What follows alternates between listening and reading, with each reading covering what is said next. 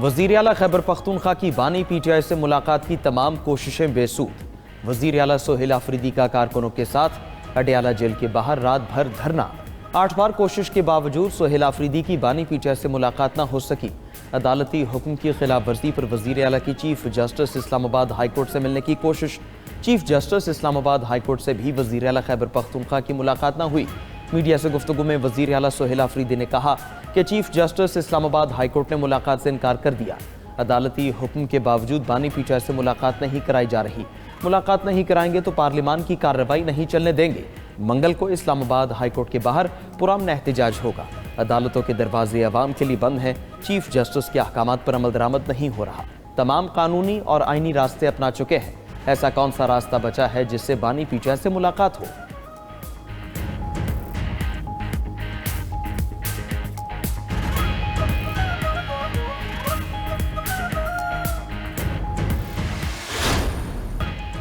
बानी से मुलाकात न कराने पर PTI का सेनेट और कौमी असेंबली में एहतजाज। शोर शराबा, नशिस्तों से खड़े होकर नारेबाजी, ऐवान से वॉकआउट। सेनेटर अली जफर ने सेनेट में इजहार ख्याल करते हुए कहा कि बानी की सेहत से मुतालिक खबरों पर तशवीश है। बानी से मुलाकात के मुतालबे पर कोई जवाब नहीं आया। सेनेट सेशन में हिस्सा नहीं लेंगे। सेनेटर राजा नासिर अब्बास ने कहा कि पूरी रात वज़ीर आला KP बैठे रहे, मुलाकात नहीं होने दी गई। उधर तारिक फजल चौधरी ने कहा कि बानी PTI की खराबी सेहत से मुतालिक खबरों में कोई सदाकत नहीं, सोशल मीडिया पर झूठी खबरें चलाई गईं। उधर पंजाब असेंबली में भी PTI अरकान ने बानी से मुलाकात न करवाए जाने के खिलाफ एहतजाज रिकॉर्ड करवाया।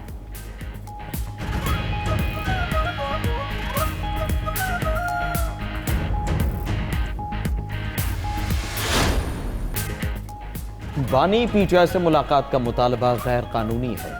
एक ही मुतालबे को बार बार दोहराया जा रहा है। KP हुकूमत का रवैया काबिल मजम्मत और अफसोसनाक है। वज़ीर इत्तलात अता तारड़ की मीडिया से गुफ्तगू कहा, खैबर पख्तूनख्वा में टिकटॉक हुकूमत है। बानी PTI मेगा करप्शन केस में सजा याफ्ता और VVIP कैदी हैं। खैबर पख्तूनख्वा हुकूमत की तमाम तवज्जो अवामी फलाही मंसूबों के बजाय धरनों पर है। बानी PTI ने मुल्क की मईशत को तबाह कर दिया। इस्लामाबाद में मीडिया से गुफ्तगू में राना सनाउल्लाह बोले, बानी PTI सेहतमंद हैं। बानी PTI से मुलाकात की इजाज़त होनी चाहिए। मुलाकात न कराने की वजह यह है कि वो तहरीक चलाने की बात करते हैं। कोई कानून जेल में बैठकर बाहर तहरीक चलाने की इजाज़त नहीं देता।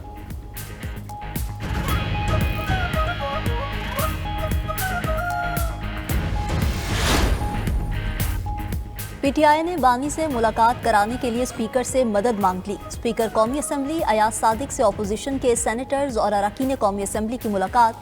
चेयरमैन PTI बैरिस्टर गौहर ने बानी PTI से उनके खानदान के अफराद को मुलाकात की इजाज़त देने का मामला उठाया। स्पीकर अयाज सादिक की अपोजिशन को एक बार फिर मुज़ाकरात की दावत। कहा कि मुज़ाकरात से ही सारे मसाइल हल होंगे। सारी उम्र सियासत नहीं होती, ये ख़त्म हो जाती है।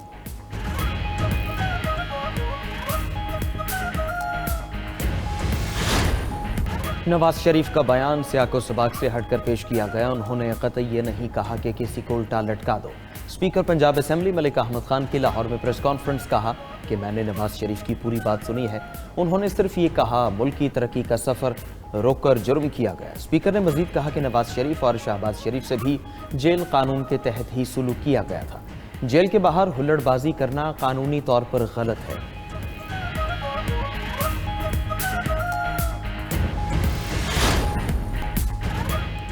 ज़िमनी इलेक्शन में नताइज के अमल में शफाफियत का खला पाया गया। ज़िमनी इंतखाबात में वोटर टर्नआउट इंतहाई कम रहा। ज़्यादातर हल्कों में टर्नआउट 50% से भी कम रहा। फाफिर ने ज़िमनी इंतखाबात के हवाले से रिपोर्ट जारी कर दी। ज़िमनी इलेक्शन में मजमूई इंतखाबी इंतजामात बेहतर करार। रिपोर्ट में इंतखाबी मुहिम की खिलाफ वर्जियों की निशानदही भी की गई। रिपोर्ट में कहा गया कि ज़िमनी इंतखाबात मजमूई तौर पर बेहतर इंतजामात के साथ मुनक़िद हुए। 93% पोलिंग बूथ्स पर पोलिंग पुरअमन और मुनज़्ज़म रही।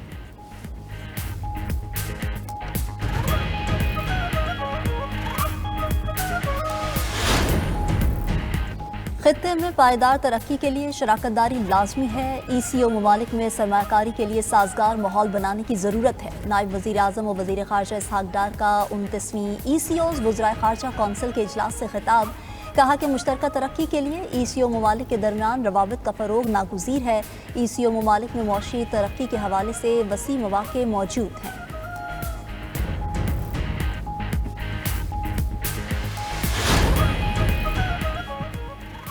मरियम नवाज की लाहौर में ट्रैफिक निज़ाम में बेहतरी के लिए 30 दिन की डेडलाइन। पंजाब में किसी भी गाड़ी का बार बार चालान हुआ तो गाड़ी नीलाम होगी। कवानीन की खिलाफ वर्जी पर सरकारी गाड़ियों को भी भारी जुर्माना होगा।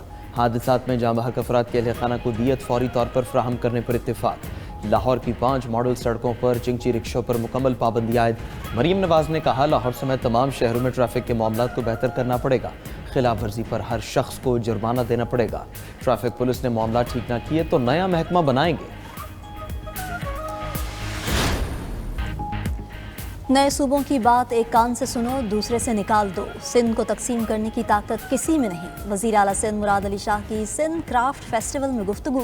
कहा कि गवर्नर की तब्दीली में मेरा या किसी और का कोई किरदार नहीं। गवर्नर लगाने के लिए हमसे पूछा नहीं जाता।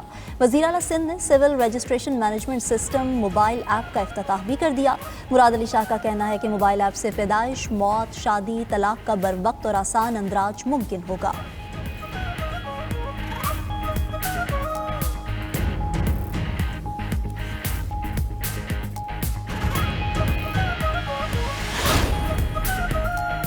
इत्तेहादी क़यादत का वज़ीर आला सरफराज बुगटी पर मुकम्मल एतमाद का इजहार। कोयटा में हुकूमत इत्तेहादी जमातों की बड़ी बैठक। इत्तेहादी जमातों ने सियासी इस्तेहकाम के लिए मिलकर आगे बढ़ने का फैसला किया। वज़ीर आला बलोचिस्तान सरफराज बुगटी का कहना है, सूबे की तरक्की और अमन के लिए तमाम इत्तेहादी यकजा हैं। सियासी हम आहंगी सूबे के मुस्तक़बिल की ज़मानत है।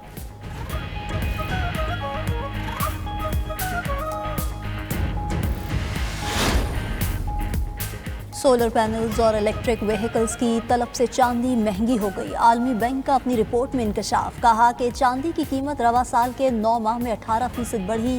चांदी की सनती तलब 40% से बढ़कर 60% हो गई। चांदी की कीमत रवा साल के आखिर तक 34% बढ़ने की तवक्को है। अगले साल चांदी की कीमत में 8% इजाफे का तखमीना है। चांदी को सोलर पैनल्स, इलेक्ट्रिक गाड़ियों और सेमी कंडक्टर्स की तैयारी में इस्तेमाल किया जाता है। बड़े शहरों में डॉक्टर्स और ब्यूटी पार्लर्स भी FBR के रेडार पर आ गए। IMF शराइत पर FBR का मुख्तलिफ शुबों को ऑडिट तेज करने का फैसला। कराची, लाहौर, इस्लामाबाद में बड़े डॉक्टर्स को नोटिस जारी। FBR के मुताबिक बड़े शहरों में 250 महंगे डॉक्टर्स की आमदन का ऑडिट होगा। महंगे ब्यूटी पार्लर्स को भी टैक्स नेट में लाया जाएगा। पेंट इंडस्ट्री में टैक्स चोरी रोकने के लिए ऑडिट होगा। मुख्तलिफ शोबों के ऑडिट के लिए 600 निजी ऑडिटर्स की खिदमात हासिल कर ली गई।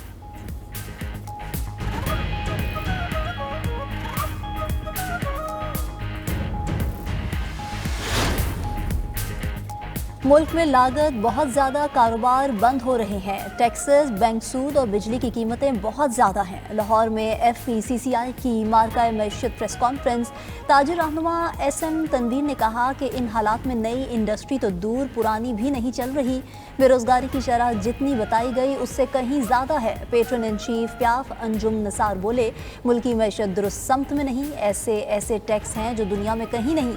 कारोबारी बरादरी मुल्क से भाग रही है। गौहर एजाज ने कहा कि मार्काए हक की तरह मार्काए मैशियत भी जीतेंगे। मुल्क की एक्सपोर्ट्स को तारीखी सतह पर लाने जा रहे हैं।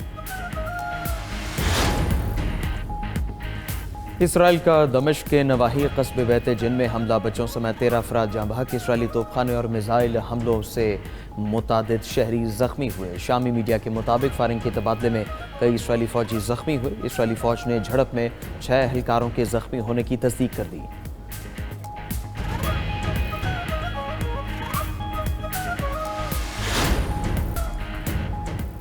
इंडोनेशिया में शदीद बारिशों ने तबाही मचा दी। 1 हफ्ते में मुख्तलिफ हादसात में हलाकतों की तादाद 180 हो गई। श्रीलंका में साइक्लोन तूफान ने तबाही मचा दी। शदीद बारिशों और सैलाब से 56 अफराद हलाक हो गए। कई इलाकों में मकानात ज़ेर-ए-आब और फसलों को शदीद नुकसान। हेलीकॉप्टर्स के जरिए छतों पर फंसे दर्जनों अफराद को बाहिफाजत निकाल लिया गया। उधर थाईलैंड में सैलाब के बायस हलाकतों की तादाद 87 हो गई।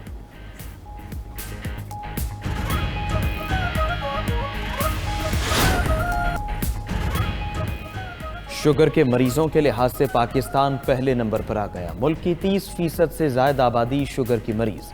मुतासर अफराद में नौजवानों की तादाद भी बढ़ने लगी। इंटरनेशनल ज़ियाबेतिस फेडरेशन की रिपोर्ट में चौंका देने वाले हकायक सामने आ गए।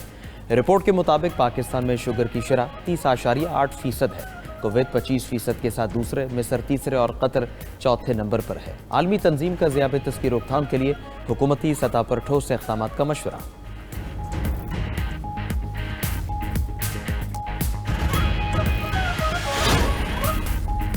रियाज मेट्रो ट्रेन का नाम Guinness book of world records में दर्ज। बगैर ड्राइवर चलने वाली रियाज मेट्रो ट्रेन का ट्रैक तवील तरीन है। सऊदी दारुल हुकूमत की मेट्रो ट्रेन का ट्रैक 176 किलोमीटर पर मुश्तमिल है।